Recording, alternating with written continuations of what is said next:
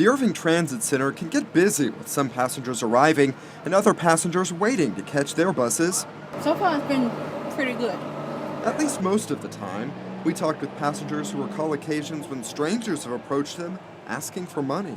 Those that panhandle because they have drug or alcohol habits do get aggressive when they see people that they think should give them money. I've seen that happen to me before. They got upset where I didn't want to give them nothing. And I said, well, all I have for you is the word of God. And I don't want the word of God. Give me some money. They would call and say, I told this person I didn't want to give money. They would follow me. They would stop in front of me and almost block my path. And they would not take no for an answer. And so Irving police have a new tool to curb that kind of activity at bus stations, on the roadside, and many other places.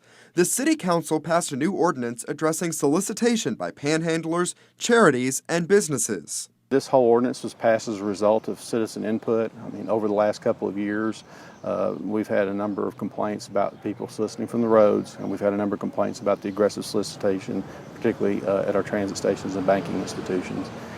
The problem is not only annoying to many folks, but also can be dangerous.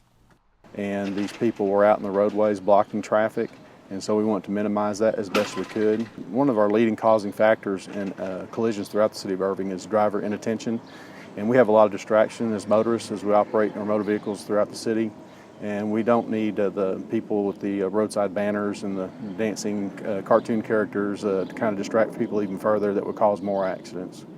The new ordinance actually covers a lot of ground. It's now illegal to solicit within 25 feet of outdoor dining areas, self-service fuel pumps, car washes, banks, and automatic teller machines. Violators face a Class C misdemeanor. We had to have some tool in order to deal with these type of people. State law allows for local public service agencies to continue to collect charity donations. So Irving firefighters will continue to raise money to fight muscular dystrophy.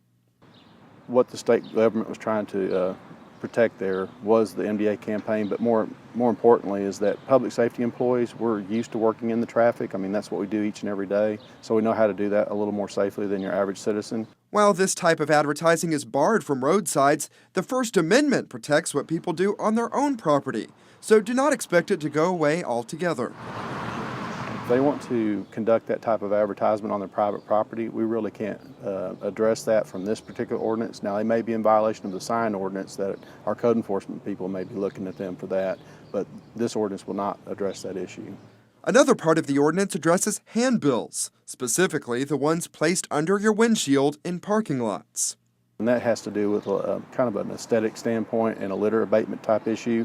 And you know what happens to those things. People see them, they don't want whatever they're advertising, they crumple them up and throw them on the ground, and then we have to deal with it as a city. Those we talk to while waiting for their buses have sympathy for some of those who panhandle. I've been homeless, so I understand. But they hope the new ordinance will make the transit center and the entire city safer and more attractive. Hoping that it'll work and it'll work for the best.